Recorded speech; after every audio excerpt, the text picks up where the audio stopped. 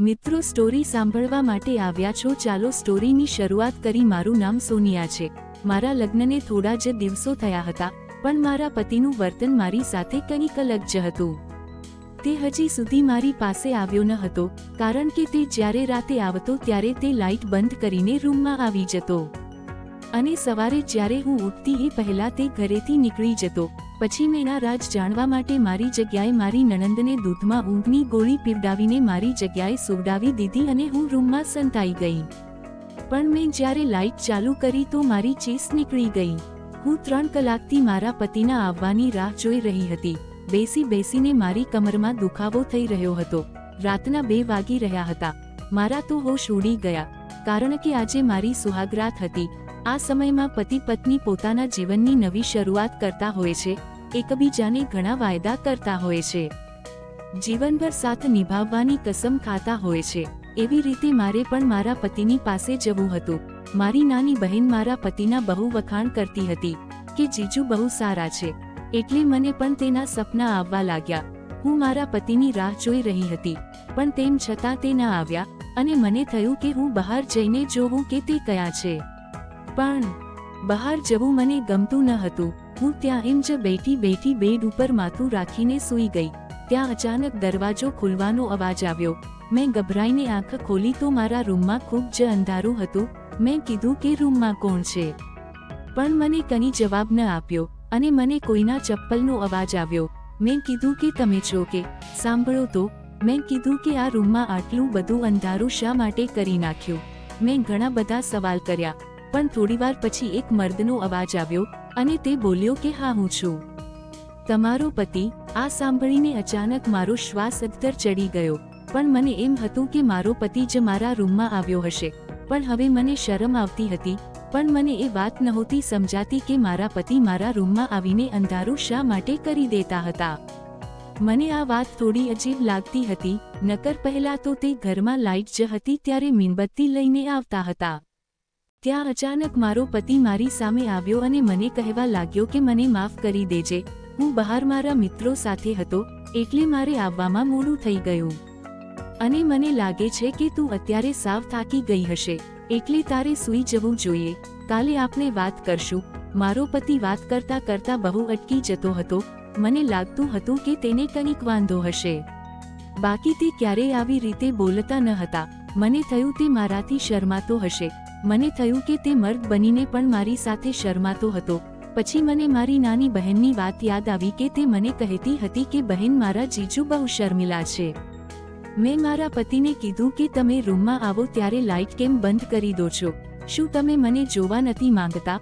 બાકી લગ્નની રાતે પત્ની પોતાના પતિ માટે જ તૈયાર થતી હોય છે કે તેનો પતિ એને શાંતિથી જોવે, પણ તમે તો રૂમમાં આવતા વેંત જ લાઇટ બંધ કરી દો છો। પણ તે થોડીવાર ચૂપ રહ્યા બાદ બોલ્યા કે તું તો બહુ સુંદર લાગે છે, તું મારી રાણી છે। જ્યારે આપણે બંને મંડપમાં બેઠા હતા ત્યારે જ મેં તને મન ભરીને જોઈ લીધી હતી અને અત્યારે સમાજનો રિવાજ છે કે લગ્નના 1 મહિના સુધી પતિને પોતાની પત્નીનું મોઢું નહીં જોવાનું, નહીંતર નજર લાગી જાય છે। આટલા માટે આપણા લગ્ન વખતે મને આપણા પંડિતજીએ પણ કીધું હતું કે તમારું નક્ષત્ર બહુ ખરાબ છે, એટલે થોડા સમય સુધી તમે પોતાના રૂમમાં તમારી પત્ની પાસે જાઓ તો તમારે લાઇટ બંધ કરીને જવું પડશે, જેથી કરીને તમે તમારી પત્નીનો ચહેરો ના જોઈ શકો। પણ મેં હવે મારા પતિની વાત પર વિશ્વાસ કરી લીધો। મને ઘણા બધા સવાલ મનમાં હતા, પણ લગ્નની શરૂઆત હતી એટલે હું કાંઈ ઝઘડો કરવા નહોતી માંગતી અને મને એમ હતું કે હું સવારે મારા પતિનો ચહેરો જોઈશ, પણ સવારે તે મારા બેડ ઉપર હતા જ નહીં। મેં બહાર આવીને જોયું તો મારી સાસુ ઉદાસ લાગી રહી હતી, પણ જેવી હું ત્યાં ગઈ તો મારા સાસુના મોઢા પર ચમક આવી ગઈ અને તેણે મને ઈશારાથી પોતાની પાસે બોલાવી અને તે મારી નજર ઉતારવા લાગી। મને થયું કે હકીકતમાં મારા પતિ ઉપર આફત હશે, એટલે અમારા માટે મારી સાસુ અમારી નજર ઉતારતી હતી। પછી મેં મારી સાસુને પૂછ્યું કે મારો પતિ ક્યાં છે, તો તે કહેવા લાગ્યા કે બેટા એ તો એના કામ પર જતો રહ્યો છે। મેં તેને પૂછ્યું, પણ મમ્મી તેને તો જવાનો સમય 9 વાગ્યાનો છે, તો તે કેમ આટલા વહેલા જતા રહ્યા છે? હજી તો 7 જ વાગ્યા છે। તો મારી સાસુ મને કહેવા લાગી કે બેટા તેના ધંધાનું કાંઈ નક્કી નથી, તે તેના મિત્રો સાથે મળીને બધા સાથે ધંધો કરે છે, તે ગમે ત્યારે આવે છે અને ગમે ત્યારે જાય છે. તું વધારે ચિંતા ના કર. પણ મને મારી સાસુની આ વાત સમજાતી ન હતી. મેં તેને પૂછ્યું કે મમ્મી, મને લાગે છે કે તેની લગ્ન કરવાની ઈચ્છા નહીં હોય. તમે જબરદસ્તીથી તેના લગ્ન કરાવ્યા છે, કારણ કે ગઈકાલે રાતે તેણે મારી સાથે કાંઈ વાત પણ કરી નથી. અને એમ જ જતા રહ્યા. ત્યાં અચાનક સામેના રૂમમાંથી એક છોકરો બહાર આવ્યો. મેં તેને જોઈને નમસ્તે કર્યું. મારી સાસુ કહેવા લાગી કે બેટા, આ તારો દિયર છે. પણ મારી સાસુ બહુ ઉદાસ લાગી રહી હતી. મારા ઘરમાં મારો પતિ, દિયર અને મારી એક નણંદ, બસ આટલા જ રહેતા હતા. પણ મને બધાના વ્યવહાર કંઈક અલગ જ લાગતા હતા. મારી નણંદ મને કહેતી હતી કે ભાભી, તમે અમારી સાથે પણ થોડો સમય કાઢજો. મેં કીધું કે હું આખો દિવસ તમારી સાથે તો હતી. પછી મેં તેને કીધું કે મારે તમારા ભાઈ સાથે એક જરૂરી વાત કરવી છે. પણ તે મને કાંઈ જવાબ આપ્યા વગર જ ત્યાંથી જતી રહી. મેં ઘડિયાળ સામું જોયું તો રાત થઈ ગઈ હતી. મને ખબર નહોતી કે મારો પતિ ક્યાં હશે. મને હવે ન આવવાના વિચાર આવી રહ્યા હતા. હું આવીને આમ તેમ જોવા લાગી, પણ મારો પતિ ક્યાંય મને દેખાતો ન હતો. પણ જ્યારે હું પાછી મારા રૂમમાં આવી તો મારા પતિ મોઢું છુપાવીને બેઠા હતા. મને થયું કે આજે હવે હું દૂધનું દૂધ અને પાણીનું પાણી કરી નાખીશ. હું ડર્યા વગર તેની બાજુમાં જઈને બેસી ગઈ. મેં તેનો હાથ પકડી લીધો અને મેં તેને કીધું કે હું તમારી સાથે જરૂરી વાત કરવા માંગુ છું. હજી હું આટલું બોલી ત્યાં તેને મારો હાથો મૂકી દીધો અને તે મારાથી પોતાનો યહેરો છુપાવવા લાગ્યા. અને મને કહેવા લાગ્યા કે તારે વાત કરવી હોય તો મારી સામું જોયા વગર કરી લે. આ વાત સાંભળીને મને રડાઈ ગયું. મેં તેને મોઢા પર જ કહી દીધું કે તમને કોઈ બીજી પસંદ હોય તો મને કહી દો. તમે મારી સાથે લગ્ન શા માટે કર્યા?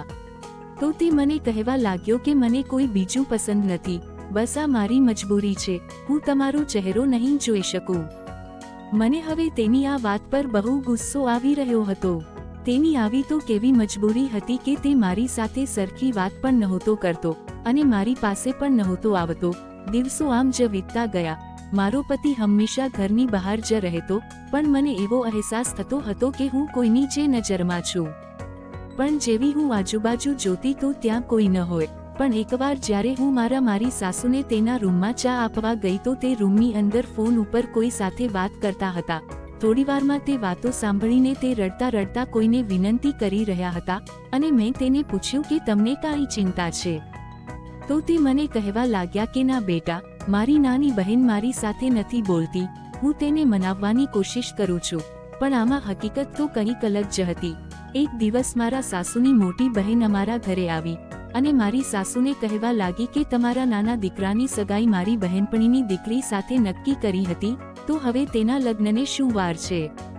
પણ મને લાગ્યું કે મારી સાસુ તેના લગ્ન કરાવવા માંગતી ન હતી. પછી માસી મને કહેવા લાગ્યા કે તારો પતિ ક્યાં છે? હું 2 દિવસથી આવી છું. મને કેમ દેખાણો નહીં? હજી સૂતો છે કે શું? પછી મેં કીધું કે તે સવારના કામ પર જતા રહે છે અને છેક રાતે પાછા ઘરે આવે છે. મારી આ વાત પર માસી ચૂપ થઈ ગયા હતા. પછી મેં માસીને કીધું કે મારા સાસુ તમારી નાની બહેનને બહુ મનાવે છે. તે બંને બોલતા નથી. મારા સાસુ તેની માફી માંગી રહ્યા હતા. તે કેમ હજી બોલતા નથી? મારી આ વાત સાંભળીને માસી પણ મને કહેવા લાગ્યા કે કોણ બનાની બહેન? અમારી કોઈ નાની બહેન નથી, અમે 2 બહેન જ છીએ. પણ મને હવે વિચાર આવતા હતા કે તો મારા સાસુ કોની સાથે વાત કરીને રડી રહ્યા હતા. મારા સાસુ કહેવા લાગ્યા કે તારો દિયર હજી લગ્ન કરવા નથી માંગતો. તો મેં તેને કીધું કે તો અત્યાર સુધી તમે સગાઈ શા માટે એમ જ રાખી? મારી સાસુ મને કહેવા લાગી કે બેટા, મારા બંને દીકરા પોતાની મરજીના જ માલિક છે. હું પહેલેથી આ બંનેથી દુઃખી છું. આટલું બોલીને તે રડવા લાગી. પછી મને વિચાર આવ્યો કે હવે મારા પતિને મારી મોજૂદગી છે છતાં તેને મારી કદર નથી. આટલા માટે હું હવે થોડા દિવસ મારા પિયર જતી રહું, જેથી કરીને મારા પતિને મારી કદર થાય. પછી હું મારા સાસુને પૂછીને મારા પિયર જતી રહી. મને થયું કે હું મારી માને કહીશ કે તમે મારા લગ્ન કેવા માણસ સાથે કરાવી દીધા કે જેને હજી પોતાની પત્નીનું મોઢું પણ નથી જોયું. પણ મને શું ખબર હતી કે મારી ઉપર હજી બહુ મોટી આફત આવવાની છે. જ્યારે હું મારા પિયર પહોંચી તો મારા ઘરની બહાર એક કુરિયર પડેલું હતું અને તેમાં મારું જ નામ લખેલું હતું. મેં તેને ખોલીને અંદર જોયું તો મારા પગ નીચેથી જમીન સરકી ગઈ. હું સીધી મારા ઘરમાં જઈને મારા રૂમમાં જતી રહી. મને હવે વિચાર આવતા હતા કે મારી સાથે કોણ આવો લગ્નનો ખેલ ખેલી રહ્યું છે. મેં મારી સાથે મારી નાની બહેનને કીધું કે તારા જીજુનો ફોટો બતાવ કે જે તે લગ્નના દિવસે પાડેલો હતો. મેં તો હજી મારા પતિનો ફોટો સરખી રીતે જોયો પણ ન હતો. પછી તેને એક ફોટો મને બતાવ્યો. તેમાં તો તે એક સુંદર જવાન છોકરો લાગી રહ્યો હતો. હું હવે આ વાત મારા પિયરમાં કોઈને કહેવા માંગતી ન હતી, એટલે હું તરત પછી મારા સાસરિયામાં જતી રહી. મારે હવે હકીકત જાણવી હતી. રાત્રે ફરીવાર તે માણસ મારા રૂમમાં આવ્યો. તે 1 મહિનાથી મારો પતિ બનીને રહેતો હતો, પણ હવે મને ખબર પડી ગઈ હતી કે તે મારો પતિ ન હતો. પણ તેમ છતાં મેં તેને કીધું કે મારે તમને દિલ ખોલીને જોવા છે. હવે હું તમારાથી દૂર નહીં રહી શકું. મારે તમારી પાસે આવવું છે. હું તમારા વગર નહીં રહી શકતી. મેં કીધું કે હવે હું લાઇટ ચાલુ કરું છું. તો તે મને કહેવા લાગ્યો કે તને તો ખબર જ છે કે આ મારી મજબૂરી છે. તને જે લાગે એ, બાકી હું આવું નહીં કરી શકું. તું મને વારે વારે કહીશ તો હું તારા રૂમમાં નહીં આવું. આટલું બોલીને તે મારા રૂમમાંથી જતો રહ્યો. પછી મેં વિચારી લીધું કે હું મારી નણંદને દૂધમાં ઊંઘની ગોળી આપીને પીવડાવી દઈશ અને રૂમમાં છુપાઈ જઈશ. પછી રાતે જ્યારે તે મારા રૂમમાં આવ્યો અને બેડની બીજી બાજુ બેસી ગયો, મેં ઊભા થઈને તરત લાઇટ ચાલુ કરી દીધી. અને જેવો મેં તેને જોયો તો મારા હોશ ઉડી ગયા. કારણ કે એ તો મારો દિયર જ હતો. મને થયું કે તે શું 1 મહિનાથી મારા રૂમમાં આવતો હશે, પણ તે મને જોવા લાગ્યો. મેં તેને કીધું કે તને શરમ નથી આવતી આવી રીતે મારા રૂમમાં આવતા? તો મને કંઈ જવાબ ન આપ્યો. પછી મેં તે કુરિયરવાળા પેપર તેના મોઢા ઉપર માર્યા. તેમાં તેને એવું લખ્યું હતું કે હું તમને એ ખુશી ક્યારેય નહીં આપી શકું કે જે તમે માંગો છો. આટલા માટે હું ઘર છોડીને જતો રહ્યો હતો. મારે તમને કોઈ દુઃખ નથી આપવું. મારી માએ તમારી સાથે જબરદસ્તીથી મારા લગ્ન કરાવી દીધા છે. મેં તેને બહુ ના પાડી હતી, પણ તે માન્યા જ નહીં. એટલે હું મારા લગ્નના દિવસે જ ભાગી ગયો હતો અને આજે હું તમને મારી હકીકત કહેવા આવ્યો હતો. પછી તારી ઈચ્છા હોય તો તું લગ્ન કરી શકે છે, પણ મને સમજાતું નહોતું કે લગ્નની રાતે જ મારો પતિ તો ભાગી ગયો હતો, તો મારો દિયર અત્યારે સુધી મારા રૂમમાં શા માટે આવતો હતો? પછી મેં તેનો કોલર પકડીને તેને ગગલાવ્યો. મેં તેને કીધું કે તે મારી સાથે આવું શા માટે કર્યું? તો તે મને કહેવા લાગ્યો કે મેં કંઈ ખોટું નથી કર્યું તમારી સાથે. મેં તો બધું મારી માના કહેવા ઉપર કર્યું છે. હું તમારી મરજી વગર તમારી સાથે સંબંધ બાંધવા માંગતો ન હતો.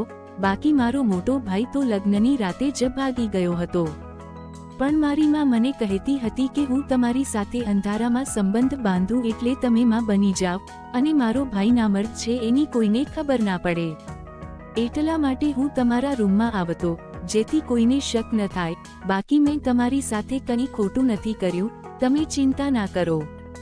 પણ હું હવે તમને પ્રેમ કરવા લાગ્યો છું, પણ તમારી મરજી વગર તમારી સાથે હું કેવી રીતે કંઈ ખોટું કરી શકું?